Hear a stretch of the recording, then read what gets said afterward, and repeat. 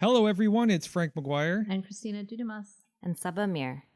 On today's show, we're sitting down to talk about all the trailers that we got during the Disney Investor Day. From everything from Wandavision all the way up to the Bad Batch from Lucasfilm. We're going to cover it all for you. We'll discuss the highlights as well as the lowlights and tell you what our favorites are and what we're looking forward to most. We're digging deep and we're going to unearth some theories that'll definitely blow your mind. It may be only a couple weeks to Christmas, but we're going to be dropping some Easter eggs. Hopefully the TVA doesn't come after us. All this and so much more on this episode of Meanwhile Back on the Podcast.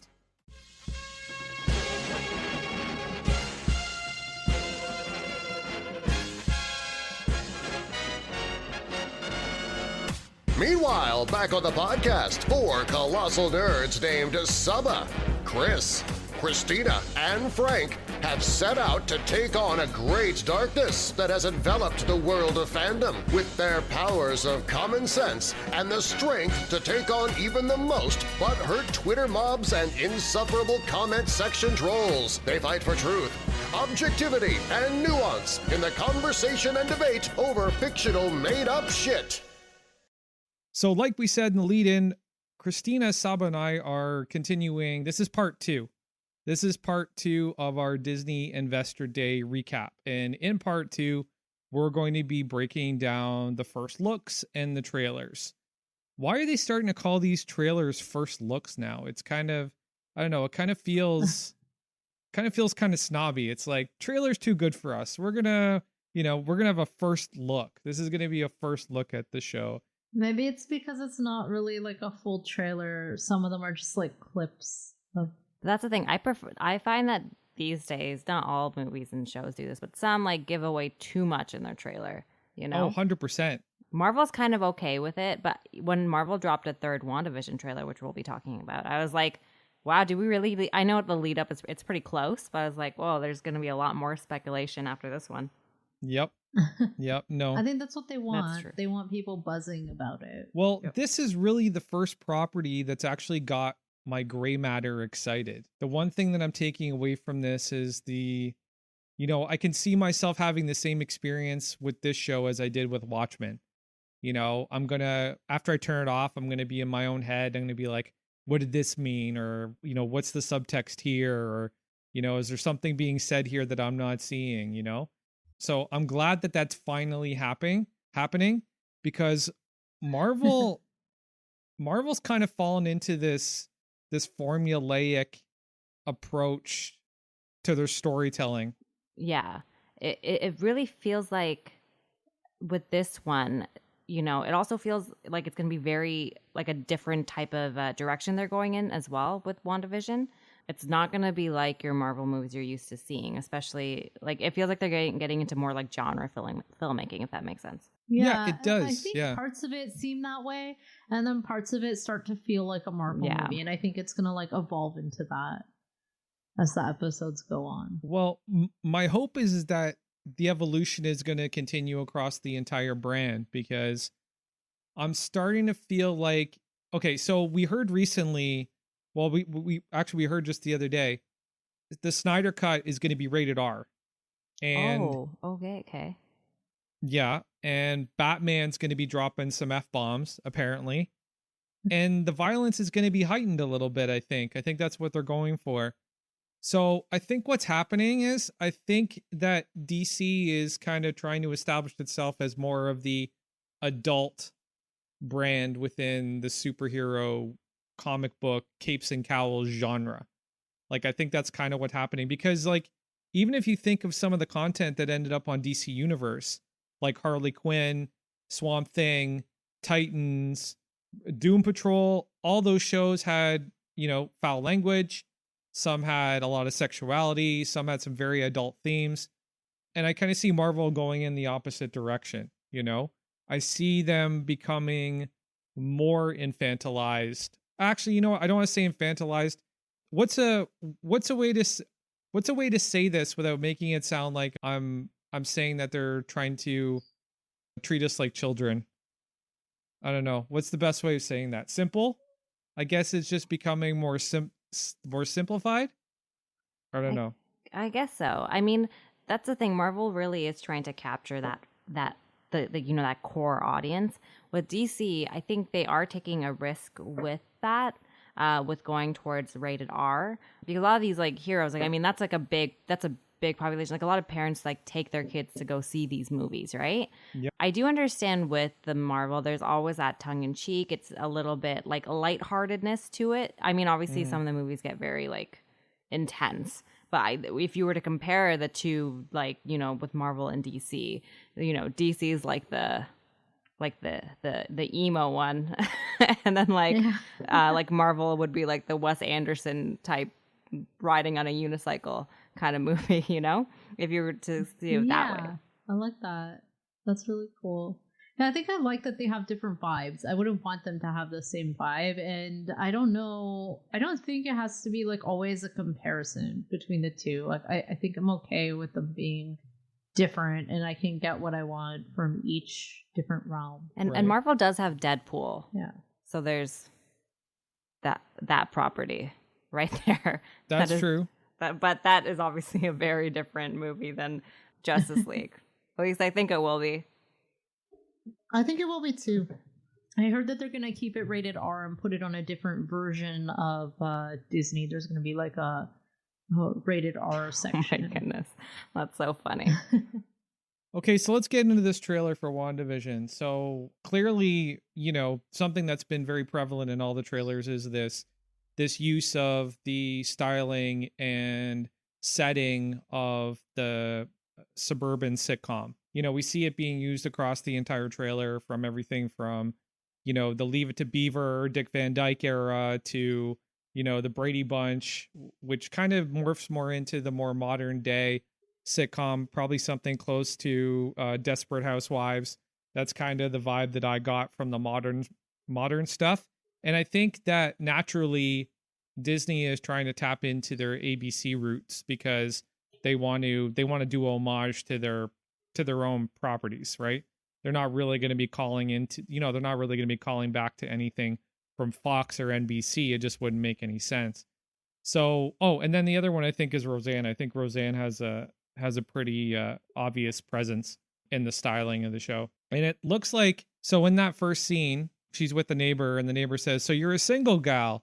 And she basically just wills these wedding rings into existence on her and Vision's hand. And she's like, "No, I have a man, a human," or what was it? A partner? No, a human. She's like, "I have a husband." Yeah, she's like, "I'm married to a man, a human man." Yeah. And it's like really weird that she would add that. Well, it's and like not there's weird like the when fake she's dating an android. Yeah, and they add the fake but laugh obviously track. people wouldn't know that if he looks human.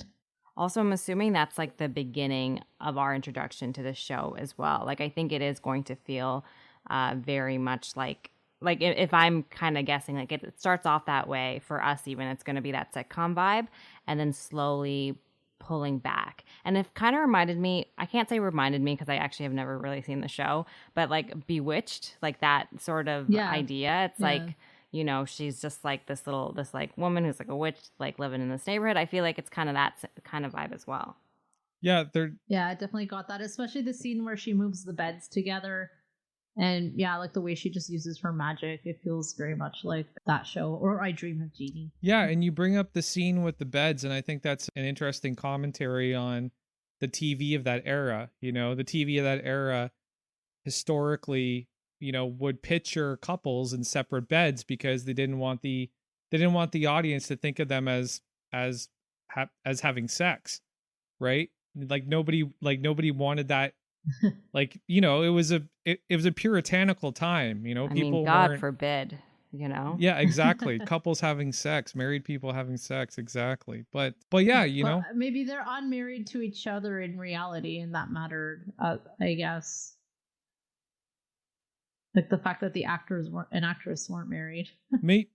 Maybe that mattered, but there's also other reasons. Like, you know, if you look at I Love Lucy, you know, the husband was Desi Arnaz, who was not a white person, and that was definitely an issue for some people, you know, back in that time and era. But it's just, you know, it's the reality of America in 1950, whatever, whenever that show was on the air, which is sad, but we've come to I think a more evolved place where we can handle these things now, and they're not even questions anymore, which is great. So, but yeah, Wanda seems to be basically willing everything into existence.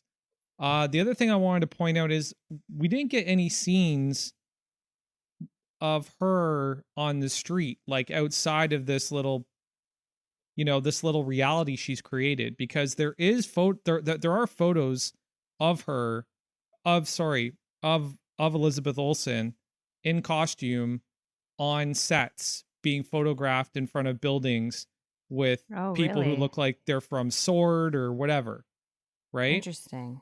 Yeah. I haven't seen those photos, but there is one scene where she's flying in the neighborhood, that she's outside of the house. So it could be, and it feels like it's in the later timeline too, in terms of like how sitcoms go. So it could be that like she maybe is only staying in the house, because we do see Vision outside that one time when he's talking to Agnes inside the last trailer we saw, where he's like talking to her in the car. Like we've seen him outside for sure. With the Scarlet Witch, we've only seen her outside once. But the one thing I actually really noticed about this trailer, or not noticed, made me realize, is that maybe a lot of my earlier theories might be wrong in terms of who the villain is, who the villain isn't, like, what's going on, how much do people really know. Like a really good example of that is the character of Agnes, Catherine Hahn. There was a lot of theories out there that she's Agatha Harkness, who is, a nemesis inside the comics. But there is a scene where she says to whoever, like, are you here to help us? And then she kind of snaps back into whatever world she's in. So again, she could be, being like a spy right there. Like, you know what I mean? She could be a double agent for sure. But even Monica Rambeau's character seems to also be stuck in this world. So a lot more, I guess, like, yeah, a lot of my theories might not come to pass, Well, I hope that Catherine Hahn is Agatha Harkness. I think that would be interesting. But yeah, no, that would be interesting, especially the role that she played in the creation of Wicked and Speed. Like, she played a role in that when it originally happened. So, if that's something that's going to play out, it would be good to have her be a part of that precursor to actually happening. But going back to what I was saying about, these scenes of Elizabeth Olsen being shot on city streets, like in normal everyday situation outside of this, imagined world she's created. There's something, I think there's a precursor that we're not being shown, right? There's something that's going to happen that's going to send her into this world. We don't know what it is, but I think it's attached to Sword. I think it's attached to potentially her trying to bring Vision back to life. I think it's attached to something like that, because we don't get to see any of these scenes. We almost see like all we're really seeing is what happens in this reality that she's created, right? And every time something changes, we see this red glow, this red hue, which means that either she's doing it, but at times when there are changes, you don't see her hands moving. So she's either doing it subconsciously or somebody is manipulating her. But I think there's a precursor that we know nothing about right now. Like nothing. At one point, there's a radio on the table outside, and it says, "Wanda, can you hear me? Who's doing this to you?" Yeah, that's Jimmy Woo. Oh, that's so scary. Yeah. That's Jimmy Woo. That's Randall Park's character. Everybody, I don't know why anybody else hasn't been like. Well, I haven't been able to check every Reddit thread, but there's a lot of people that are a little stumped about who that is. But that's definitely Randall Park. That's definitely Jimmy Woo. I've seen Randall Park in so many things. I know that guy's voice like the back of my hand. So that's definitely Jimmy Woo. And Jimmy Woo's attached to Sword now. So I've also been thinking about the Sword organization a lot, because I'm trying to figure out why everybody's in the places where they are. So Darcy's character, she worked with Jane Foster. So she understands, cosmology and that aspect of things. And then Teyonah Parris's character, Monica Rambeau, she's the goddaughter of Captain Marvel. So, she's had experiences with not only what Carol Danvers has experienced, but she's met Skrulls, and she's probably, maybe gone on vacation with Talos and their family or Yeah, she's whatever. got some pull. She's got some pull.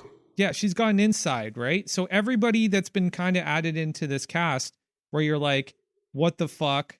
Why are these people like when they announced that Monica Rambeau was going to be a part of this story, it made no sense to me. But now it's making sense. Like these people have a certain skill set or a certain frame of knowledge that's valuable to Sword. And maybe Sword is in the early days. It's in its early stages. And we've seen glimpses of Sword in the MCU in the feature films because at the end of Far From Home, Nick Fury's in space. He's in space and there's this simulation of a beach and the whole nine. And I think there's some Skrulls in that scene too. So, oh no, wait, no, the Skrulls were in their own scene. Yeah. Okay.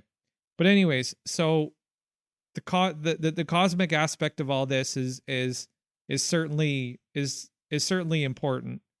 How Sword is involved though, because they are an organization that deals with aliens, I have no idea. Right? They deal with cosmic threats and they deal with aliens.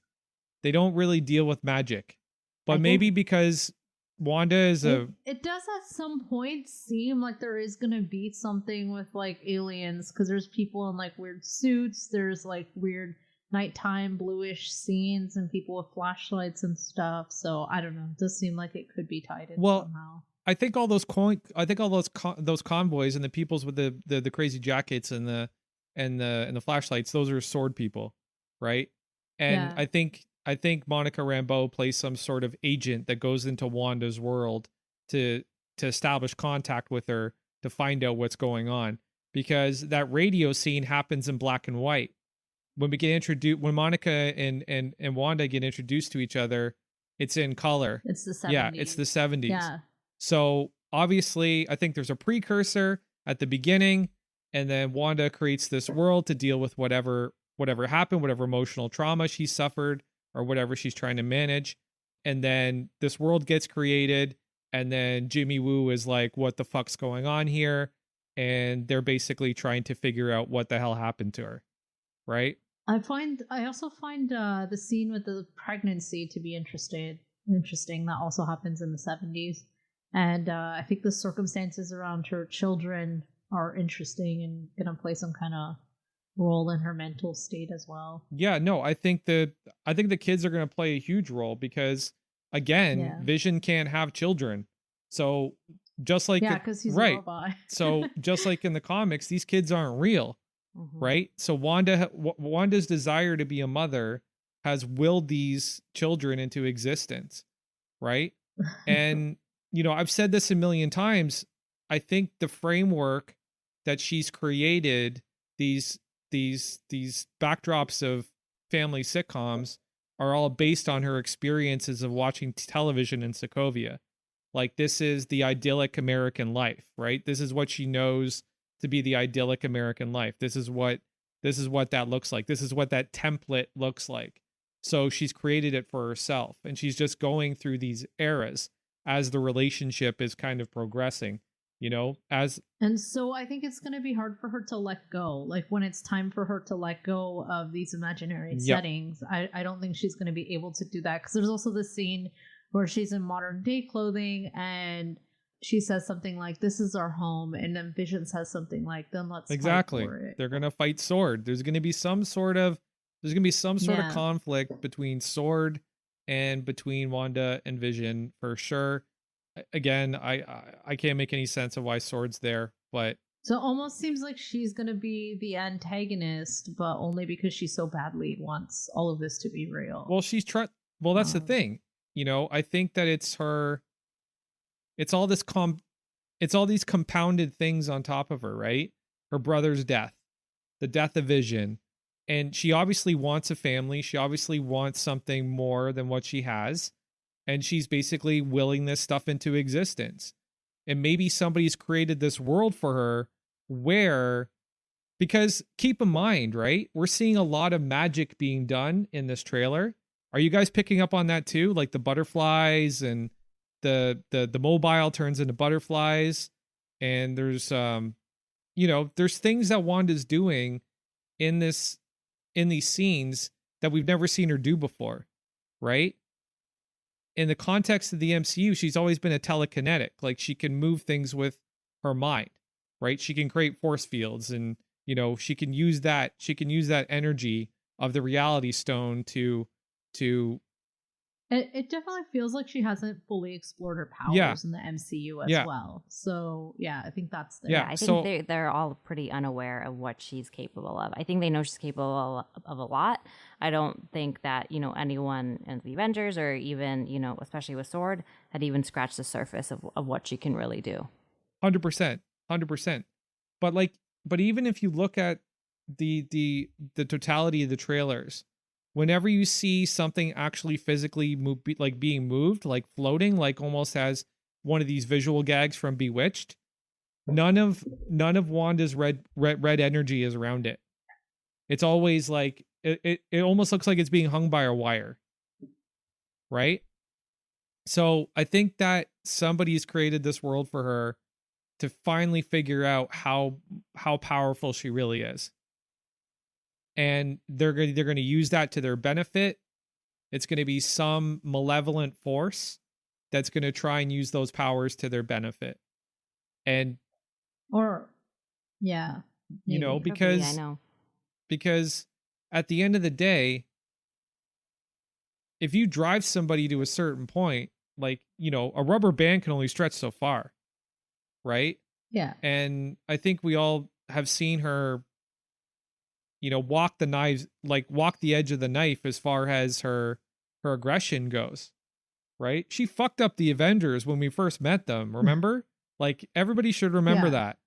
And the way that she responded to her brother's death, she almost destroyed every Ultron bot that was there in one foul swoop. That wave of red energy came out of her like a fucking atom bomb, right? So I don't think we've seen the full extent of what she can do, but I think, again, and that makes me happy though, because I really do like the extent of her powers in the comics. So I'm really excited to explore this further, and I'm also excited to see kind of that more selfish side of her being explored potentially in the show. Mm-hmm. So yeah, me too. No, for sure.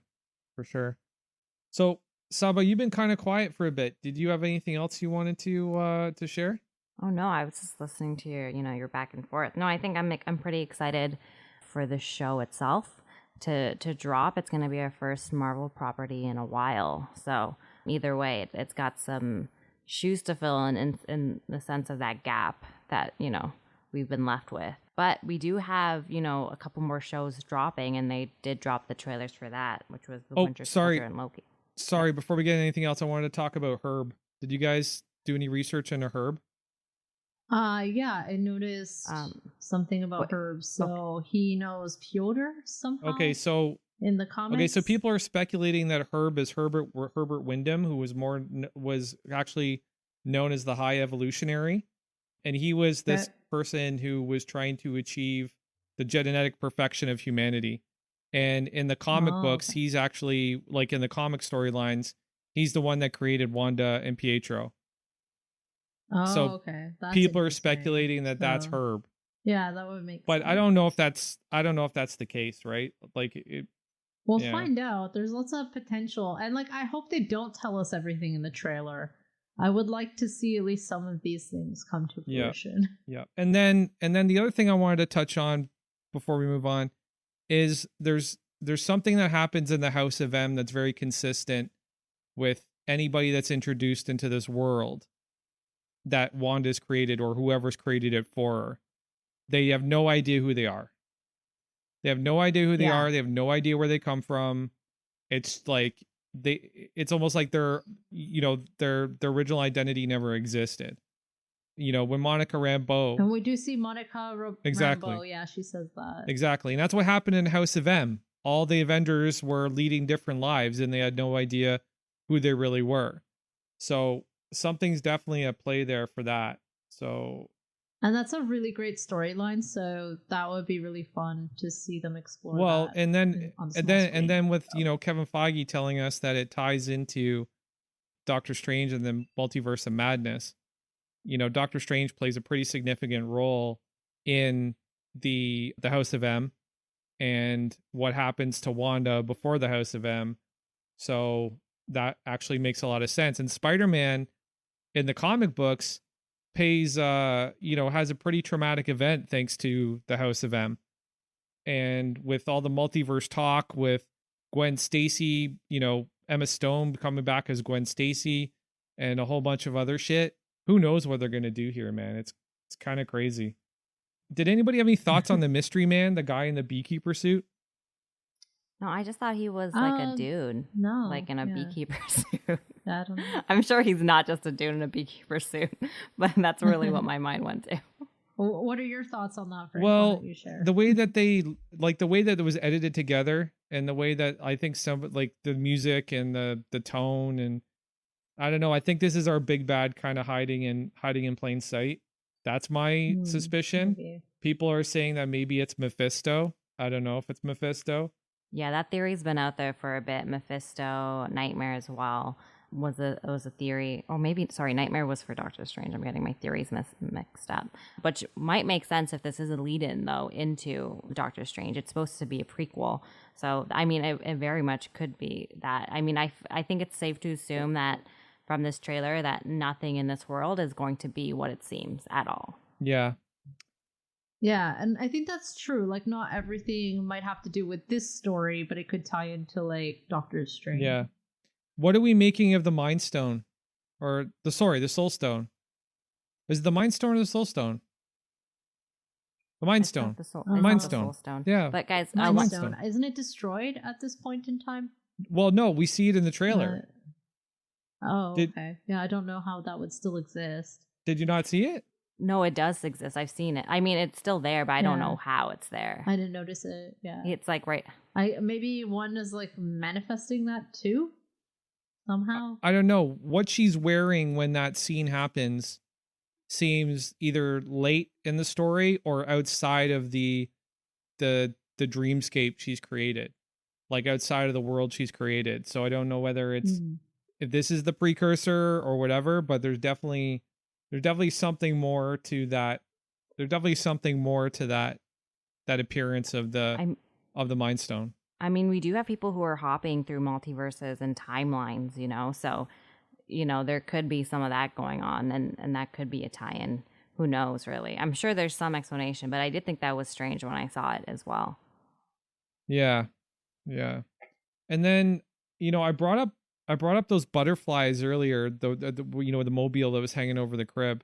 I think that's a nod to Wiccan, because those butterfly the mobile turns into butterflies, right? And it's over a crib and nobody else is in the room.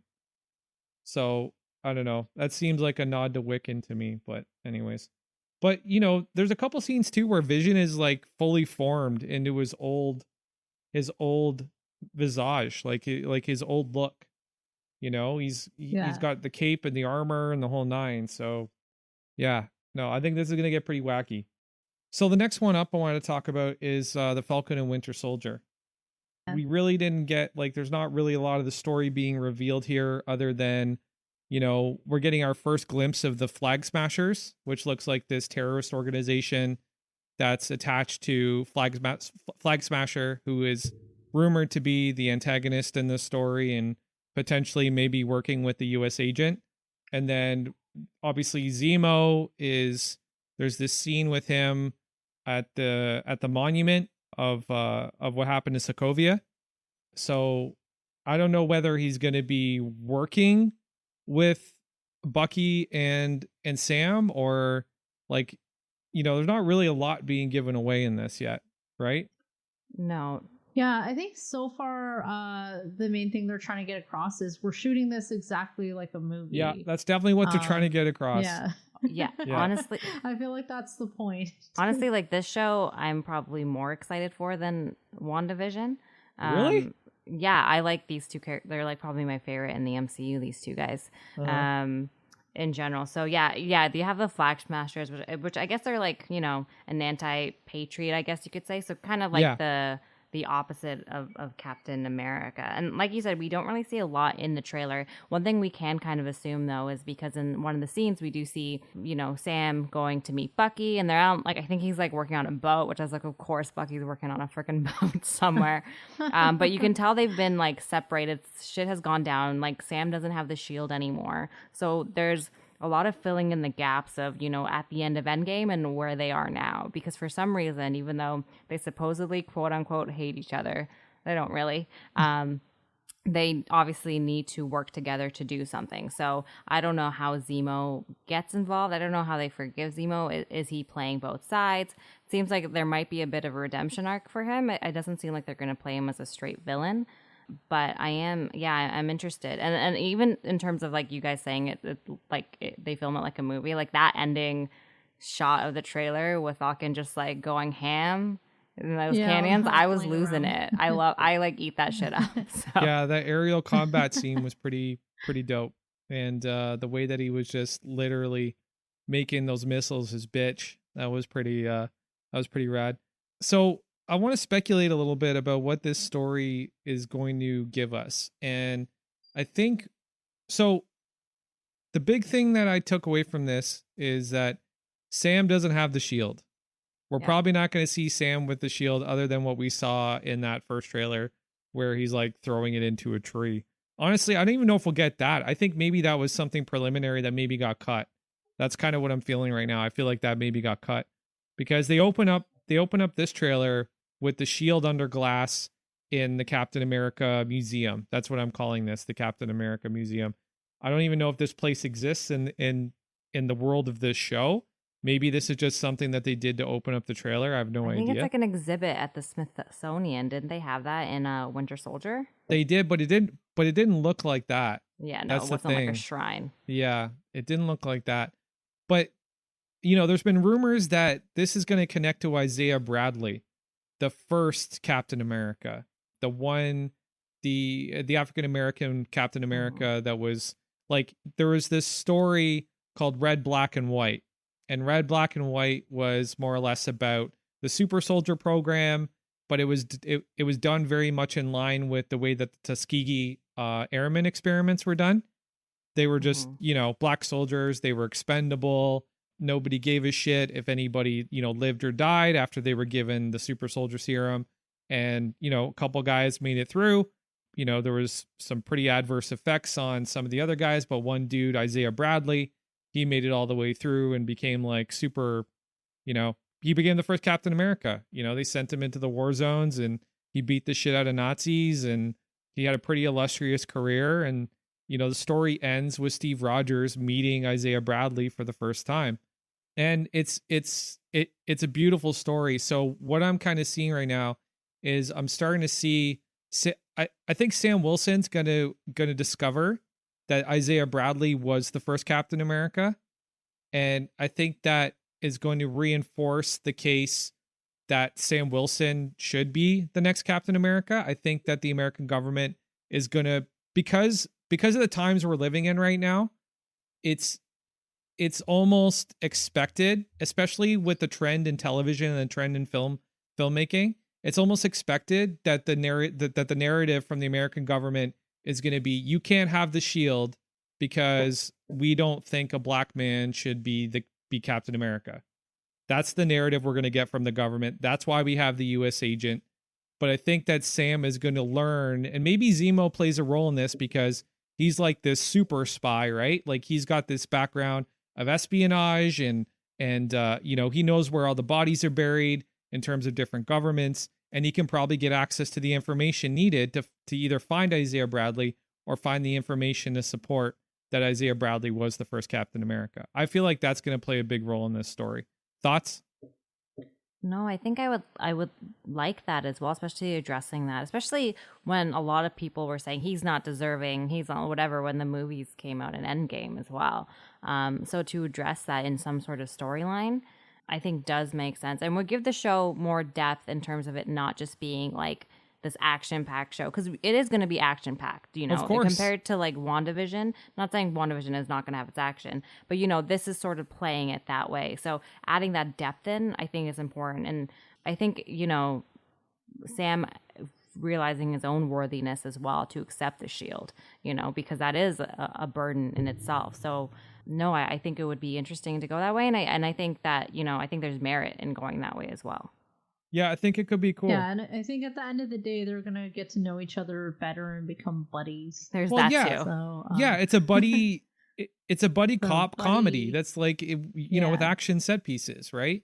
It's it's Lethal Weapon. You take you put the white guy and the black guy together, and you give them a banter, and you give them a good relationship, and that's. But they've got great friendship chemistry. Like they really Yeah. do. Honestly, those two characters, even like off the show, like you can tell. So it's like it's fun to see that too. It'll be. I'm excited for this show. Really, for sure. Yeah. And I could definitely see them butting heads in certain opinions or something, but yeah, I think at the end of the day, they'll work together to achieve whatever it is that they're trying to achieve. For sure. So the other thing that pops up in this trailer is Madripoor. Now, Madripoor is this island. It's like this South Asian island where it's made up. Yeah, it's made up. Oh yeah. Okay. Yeah, of course. Yeah, no, but I it's think I've like- heard this, but keep going. Yeah, but it's like in this, but it's in that region. And this island plays a huge role in the world of the X-Men. Wolverine was there. It's like, it's like Mos Eisley, for Marvel. It's like scum and villainy and criminals and, skin peddlers and all kinds of crazy shit. So this journey takes them to Madripoor, which I think is going to be really cool to see come to life in live action. And apparently there was a woman cast that would be a perfect fit for Tiger, who is like basically the matriarch of Madripoor, or the criminal world of Madripoor. So that could be really, really cool to explore. And then, that giant, did you guys catch that scene with that giant explosion? Yeah. You think that's a terrorist attack? Maybe. I mean, it could be. I don't really know who they're fighting. If it is like an anti-patriot, if it whatever, could it be like a planned attack? Could it not be? Like, yeah, it's that seeing where this show is going, and it feels like it will be a little bit more political because of the whole like flag smashes and everything. I mean, that very well could be. You were saying this before. They didn't really give us a lot in the trailer in terms of, what is actually going down, but I think that's a good as guess as any.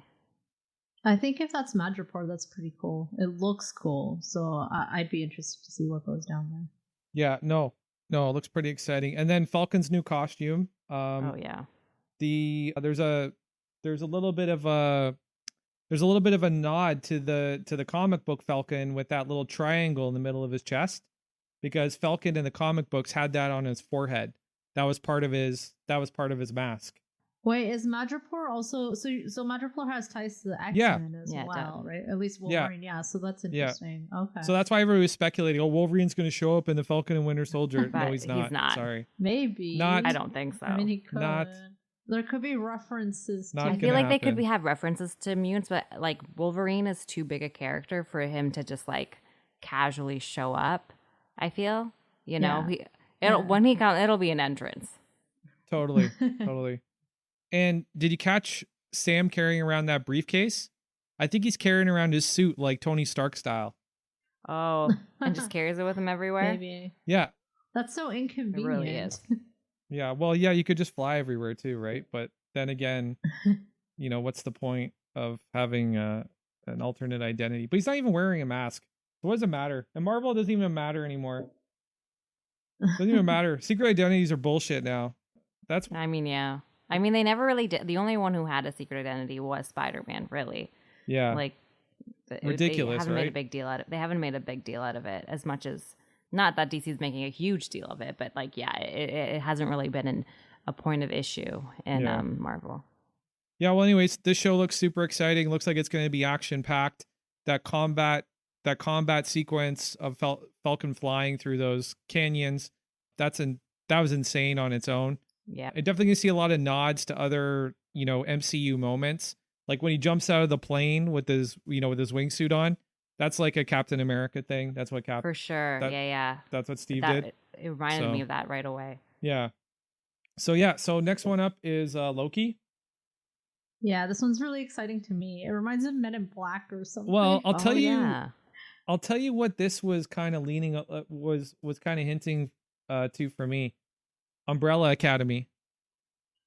Okay, I haven't watched that yet, but yeah, this one it just reminded me of Men in Black. Yeah. Yeah, Umbrella Academy God. because the TVA really kind of screams the commission at me. Oh, for Um, sure. Okay. Yeah. And I don't know if that's like I know the TVA existed in Marvel, right? But this story's been done a lot. Like the time travel thing has been done a ton in genre media quite a bit as of late. Like there was an entire TV show called Timeless where all they did was time travel. And then there's Umbrella Academy, which did an excellent job of telling, real consequential, real stakes time travel stories. But yeah, so let's get into the Loki trailer. So, they open up with that scene from Endgame. He grabs the stone, he takes him somewhere, but he lands in like this desert without the stone. Yeah. The stone's gone.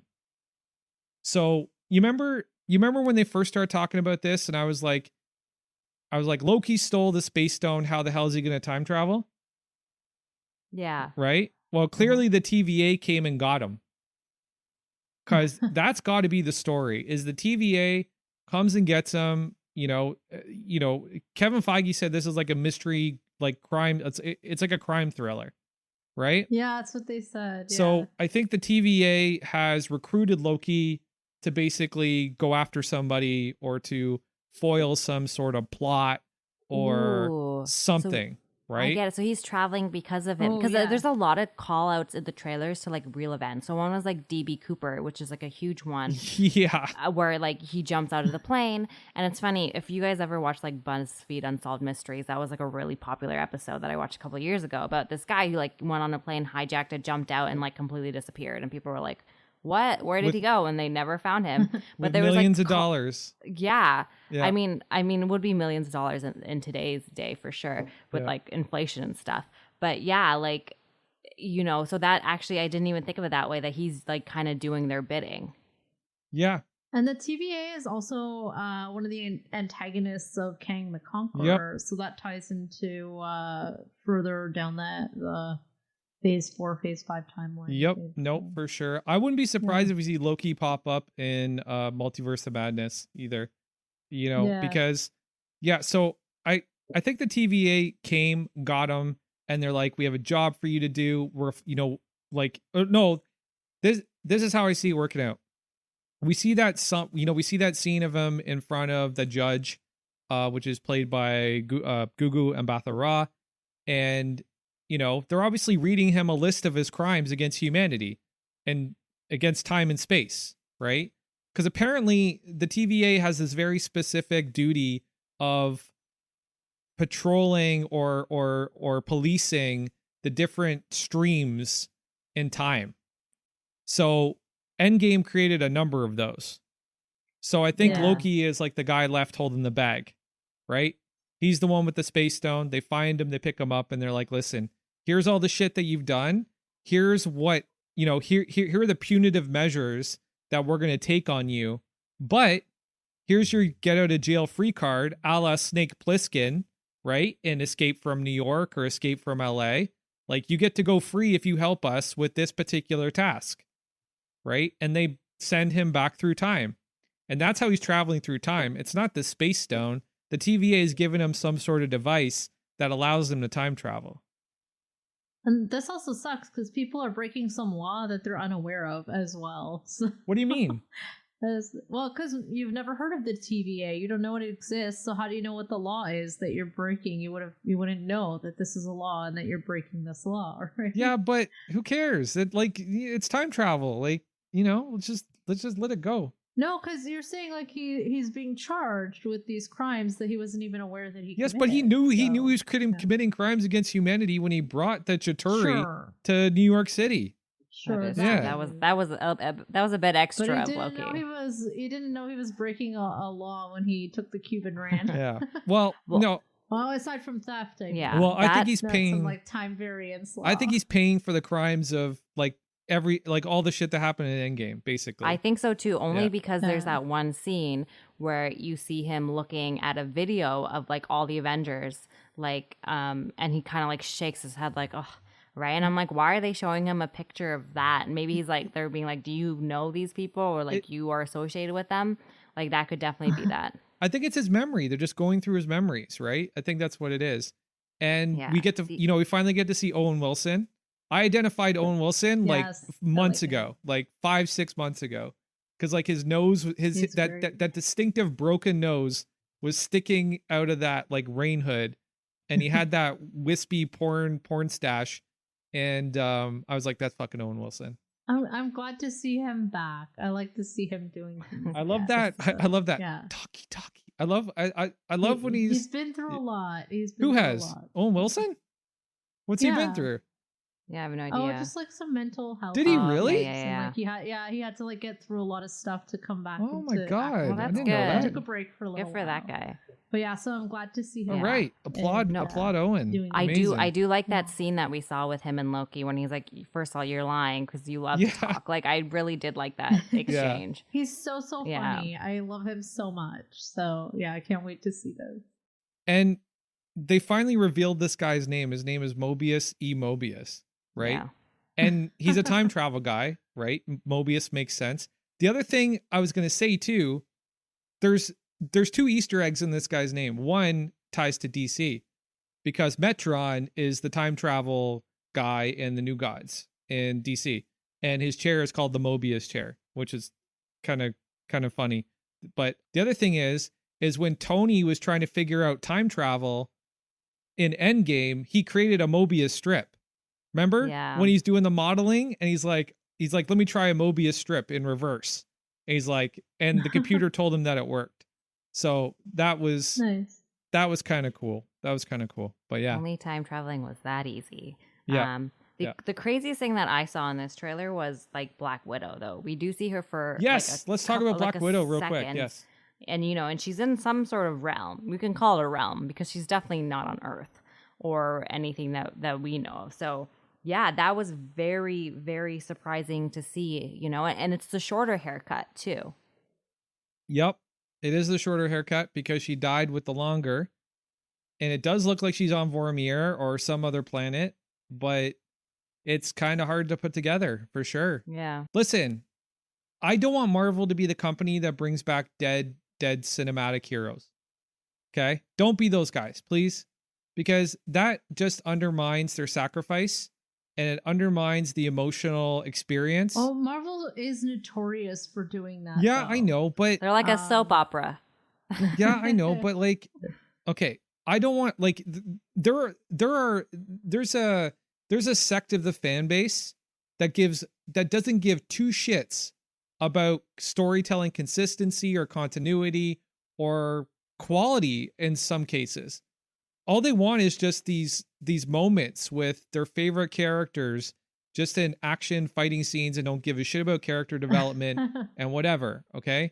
And I really feel like Marvel and Disney mostly, I really feel like they're starting to listen to these people, because if you look at the latest announcement for who's going to be cast in Spider-Man 3, like people are saying that William Dafoe and Thomas Hayden Church are coming back to play Sandman and the Green Goblin, along with Really? fucking what's his face as Daredevil, That's weird. and Alfred Molina as Doc Ock, and like they're bringing back all these old Star Wars, all these old Spider-Man characters just to satisfy these fans that want these shallow glimpses at these characters. It's just ridiculous. Like The only what way kind it of- makes sense is it depends on the timeline in which the other characters are like running into each other. If they're running into each other, like Yeah. that's the way If the timeline it makes sense. But if they then- are bringing them after the fact, then yeah. Like I agree with you with the Black Widow sacrifice. That sacrifice meant a lot. Yeah. That was a I big feel thing. like that movie is going to be a time travel movie as well, though. The third Spider-Man one, I think it's going to take place over a Well, different time period. I think Doctor Strange is going to Or- intervene, and it's going to be all kinds of wacky shit, right? And because And now that the TVA is being introduced, I think that's going to carry through to the movie. yeah, it'll definitely carry through because of Kang the Conqueror. Yeah. But But Yeah. but also, you know, Spider-Man, okay, we're totally like sidebarring right now, but I'm just gonna say this. Spider-Man does suffer a pretty huge blow thanks to Wanda and the House of M moment. So yeah. So maybe we'll get to see that play out. I don't know. But anyways. Yeah, so let's finish what we're saying about Black Widow. So yes, I don't want her to come back. I'm okay with her being dead. I'm okay with RDJ being dead. Let's just let these heroes die. Like, don't find loopholes to bring them back. It's lame. Yeah. It's fucking lame. Let them go do other movies Yes, now. exactly. Exactly, man. Exactly. Well, I'm super excited for this series, and I really feel like I have my finger on the plot for this right now. I'm almost starting to hate screenwriting because I can start to put these things together better now than I could when I was younger. Like, I can almost look at, you know, so for instance, Wonder Woman, they just did the first 3 minutes of the movie. They put it online, right? I don't know if you guys caught that. They did. Oh, You didn't no, see I it? No, I didn't watch it. Oh shit. Okay, so Diana No has this spoilers. opening voiceover, right? And I feel like the opening voiceover gave away the entire movie. All right, I'm gonna listen and I'll let you Yeah. know. But Okay. honestly, even from that trailer, I feel like it may be a bit formulaic. But yeah, no. Yeah. Okay, well, let's move on. I want to talk about What If real quick, because I just want to talk about some of the what if scenarios we got to see. So Oh yeah. Haley Atwell, well, not Haley, the actress. She's voicing her character, Peggy Carter. So Peggy Carter obviously takes the super soldier serum and becomes Captain Britain. Is that what we're seeing? Yeah, it's Captain Britain. Captain Britain. Okay. I mean, makes sense. Yeah. Got a Union Jack right on that shield. Yep. But there is a Captain Britain. He's a mutant. He does exist in the Marvel universe. And his name is Brian Braddock. Brian Braddock. He's actually Psylocke's brother. Oh, I don't know really? I don't know if a lot of people know that. Yeah, I didn't so know Psylocke had a brother. Anyway. Yeah, Betsy Braddock, she's half weird. she's half Japanese. Almost said half Spanish. She's half Japanese, half British. Hmm. Yeah. Right. So this what if trailer, No, I thought there was like a weird thing where her body gets like implanted in some British lady, or her psyche gets implanted in some British lady. I think it's not quite that she's half British. It's like, are you sure? Yeah, it's like something strange. Oh, okay. Let me look that up. Okay, so let's go over some of our takeaways from this what if. I thought I saw Iron Fist with the Eye of Agamotto. Was that what I saw? Because I saw the Dragon of Shao-Lao, but I don't know if that was what I saw. Yeah, I don't really know. There was a lot in here. I didn't really catch too much of the Iron Fist, but I guess I got to do some rewatches. There were a lot of things that popped out to me in terms. I mean, the most exciting thing Star-Lord? was T'Challa. T'Challa getting picked up by Yondu. What an experience that would be. That was pretty cool. And I would love to see T'Challa as Star-Lord. I think that would be really, really cool thing to explore. Especially given his fascination with technology and his smarts. I think he could really get into that really well. The Peggy Carter story almost seems pretty formulaic. I think we're going to see a lot of what we saw in the first Avenger. Like, she's going to go fight Nazis, and I'm more interested to see this T'Challa Star-Lord mashup. I think that looks really cool. It looks like Stephen Strange. I don't know what happens to him. It's like there's zombies or some shit. That's kind of what my takeaway was from and that. it seems like he's facing himself, like an evil version of himself. Yeah, that's what it is. Evil version. That's what it is. So that certainly looks interesting, but I don't know, man. I think this series could be hit or miss. I really do. Yeah, I don't know. I never really liked the What If comic. I don't love the know. What If comics. I love the What If comics, Okay. but most of them were a miss for me. There might be one or two that I was like, this is okay. But like, yeah, I never really got into that. You want to hear something funny? Back in the 70s, they did an issue, What if Wolverine was an agent of S.H.I.E.L.D.? And then when they told Wolverine's backstory, guess what he was? American? They don't An agent of Shield. Oh. So Oh, he okay. was already an agent of Shield when they were like, "What if Wolverine was an agent of Shield?" Oh, okay. Oh, That was no. pretty funny. There's That seems like bad timing on their Yeah. part. There's a few other things I just wanted to point out that seemed cool. Yeah. So there was a shot of like Peggy riding on the back of like some sort of like Iron Man type Yeah, armor, and I saw people are that. speculating that that's like could be like, you know, Steve Rogers, like that he becomes some form of like an Iron Man. Who knows? We saw Bucky. Bucky looked pretty good cinematic. That's a weird thing to say, but he did in the CGI. You know, going around Captain Marvel. There's like a few things here and there. I'm really big into animation in terms of watching this. I'll definitely be checking it out. Yeah. Is it as big of a pull as the other ones because they are just one-offs? Maybe not, right? Yeah, no, I don't like. No, it's definitely not as big a pull. Yeah, I feel like but it's gonna be episodic. oh, It's not gonna- completely there's not gonna be, like, episodic. It's not going to be through- yeah, so there serialized. won't be, Yeah, like, a- yeah. It's not. It's definitely not going to be serialized. I want to know why they're going back to Iron Man and the donut, though. I'm very curious about that. And I'm very excited to see the Watcher. I'm a big fan of all the cosmic shit in Marvel. Like, I love the Watcher. You know, when they did that comic book story where he got killed on the moon, I was really into that. So I'm kind of excited to see how this definitely plays out. But yeah, I don't know. I'm cautiously optimistic at this point, especially when I see zombies in superhero stuff. That Oh my really goodness. fucking bothers me. No, but can I tell you, I thought that zombie Captain America looked so cool. It's like, It's what, yeah, that's why they did it on What If. They're just gonna see what the fan reaction to it is. They're like testing out their ideas. like Yeah. I don't usually like zombies. Like I couldn't sit through, like I could have only seen one episode of Walking Dead. But I saw that and I was like, damn, that looks pretty neat. But I can take things better in animated form. You know, I'm a baby when it comes to like scary things. Oh, But if it's Yeah, animated, I I can wasn't do a it. fan of Walking Dead either. It was like too much. It was too gross. oh, I think I saw Hawkeye too. I think I Yeah, saw Hawkeye's Hawkeye in there. scene. Yeah. Hawkeye's Yeah. definitely in there. Yeah, so you know, I think that they listed who they were gonna like who's all gonna be in it, like the voice cast. So you know, you could pretty much extrapolate what characters will be in from that, but they didn't really give you a lot in this trailer, to be honest. But you know, Which what I can you do? prefer. I prefer a trailer that does not give me a lot. I think Ye- they gave us too many WandaVision Yeah. trailers. Yeah, but for What If though, like it's episodic. There's not really a lot to connect as far as dots go.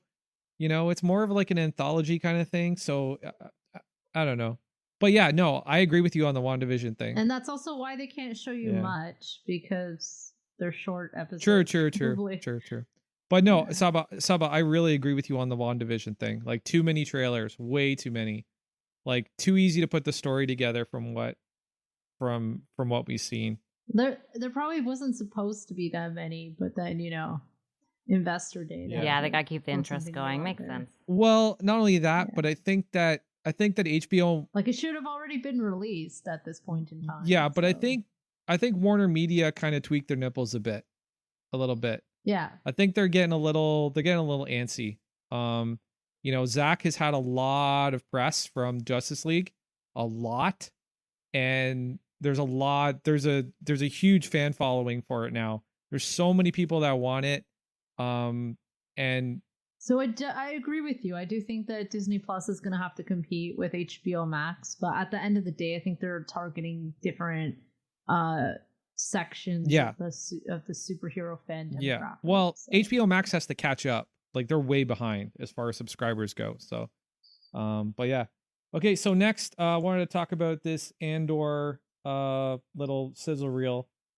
Pretty exciting. So I'm not big into the whole military aspect of Star Wars. I like the mythology, I like the Jedis, I like the more, you know, spiritual aspects of it. The more classic mythology kind of look, kind of feel, kind of storytelling.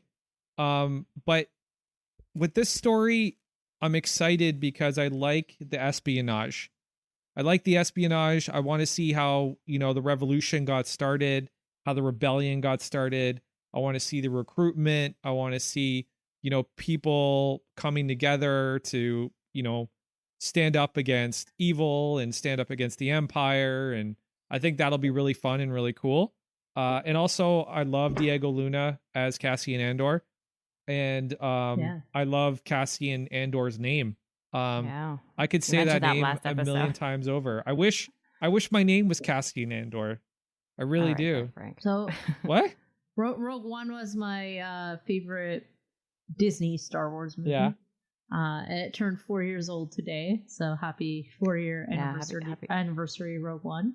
But yeah, I'm really excited to just see these characters back on screen again, and I want to see more about the lead up to. And I said this like last episode as well about this series, is that what I'm also interested in is like seeing the dark side of the rebellion, because we saw Cassian Andor do some questionable things in Rogue One. The trailer that we saw didn't give up too much, I think, in terms of, you know, storylines or not, but what we did get to see of that is like the vast sets and, you know, the set pieces, like the amount of aliens that they're gonna have there. Like it just seemed like such a vast show, and the fact that they're putting this much into it. It's only 12 episodes as well, so I am really interested in seeing that. Like I really want to, like, he's definitely gonna be on Coruscant doing some shady shit in other places, who knows. I'm excited to see that part. And I don't know if you guys caught much from the trailer other than that. Yeah, no, from the trailer, the one things I was picking up on was the quality, the production design. That's really what I was focused on, is, you know, Neil Scanlon in his, you know, his creature shop, you know, making Star Wars creatures. I'm very happy to see that that's going to be, you know, practical effects are going to be a part of this show. When I heard about this show, I really felt like it was going to be the redheaded stepchild of the Star Wars universe. I really felt like they were not going to put the effort into it that they did for The Mandalorian, or the effort that they're going to probably put into Ahsoka.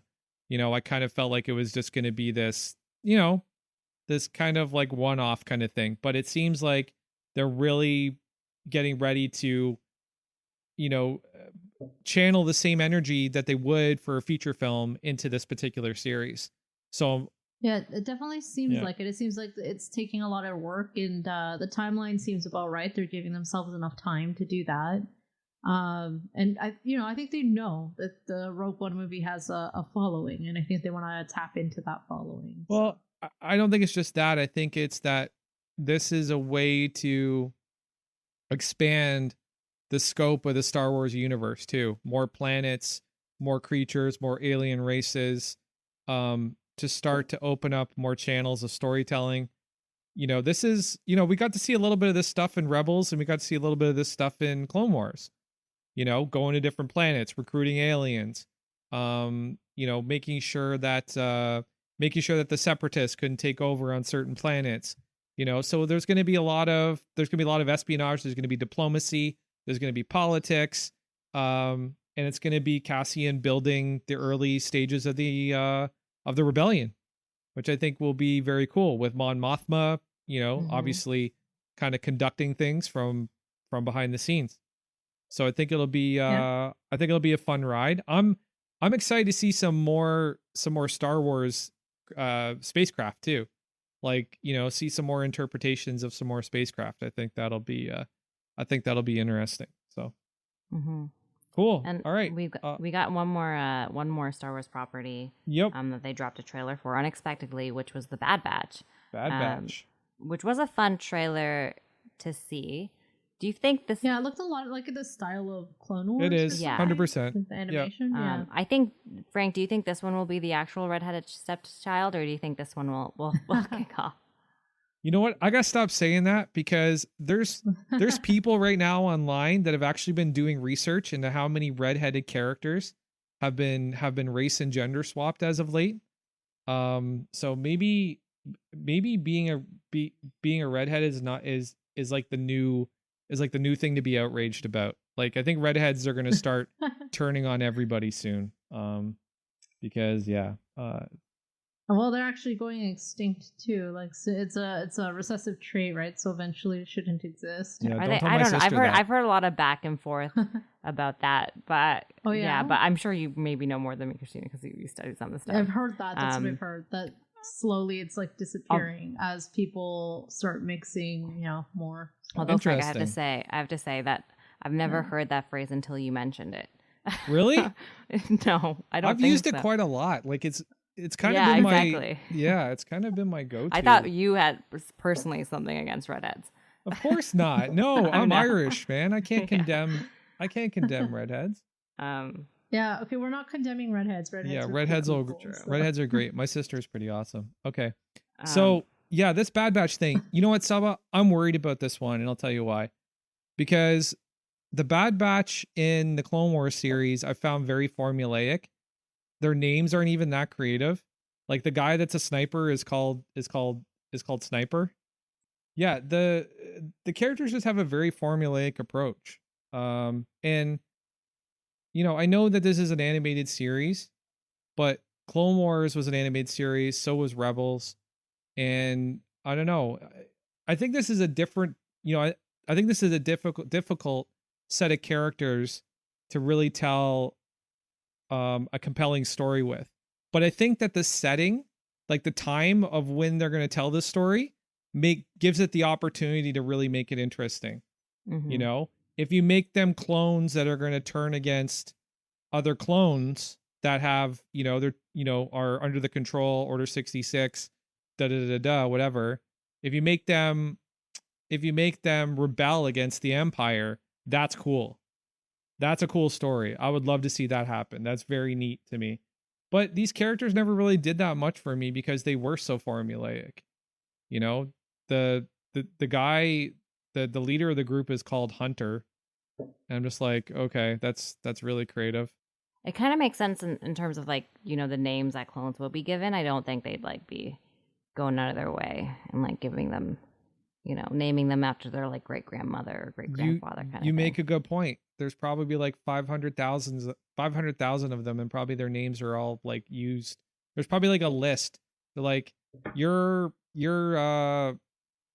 Spectre 9 because you're like the 9th guy we've named Spectre, you know, because there's a lot of clones. So yeah, no, you probably have a point, but again, I don't know, man. Just extra like, and this is Dave Filoni. Like Dave Filoni's a really creative guy, you know, but for some reason, the way that he names his clones are just, I don't know, lazy. It does have Jason Momoa and Keanu Reeves behind it. What? So I think, am I reading No, that right? you're probably no, definitely maybe not. No. Sorry. Okay. I thought I saw that they were in it. Okay, so- we're leaving that in. Wait, we're leaving that I in might for have to sure. click on a different link. Okay, we're leaving that in for sure. That's funny. That's funny. fine. Okay. Because if they're in it, that would be so fun. You're hilarious. Hashtag fan casting now. You're hilarious. Okay. No, I clicked on that is they were you know what, it's like some kind of movie. There's a movie called The Bad Batch and they were in that. Really? Not the Disney That's still show. kind of surprising to me though. My bad. That's still kind of surprising to me though. I was trying to see who the voice actors are. Well, guys, that's all of our trailer breakdowns. This has been part 2 of our Disney Investor Day recap. If you haven't listened to part 1 yet, go back and listen to part 1. We just talked about some of the news, casting announcements, some of the little tidbits of information that Kevin Feige so subtly dropped during his explanation of the properties. Some things he said were really telling, during that presentation. There was a couple things I was just like, why would you say that? You like basically gave away everything. But you know, he's he's probably totally just, what do you call it? Probably just misdirection. But anyways. He's not able to hold in the secrets anymore. It's been too long. Yeah, probably. He lost a whole year. Probably. Yeah, so we're going to wrap it up here. Thank you so much for joining us. If you could, tell your friends about our podcast. You know, if you have any geek-minded friends, tell them all about the show. We've got content for everybody. People are into Star Wars. People are into anime. We got something coming out for Lord of the Rings next week over Christmas holiday.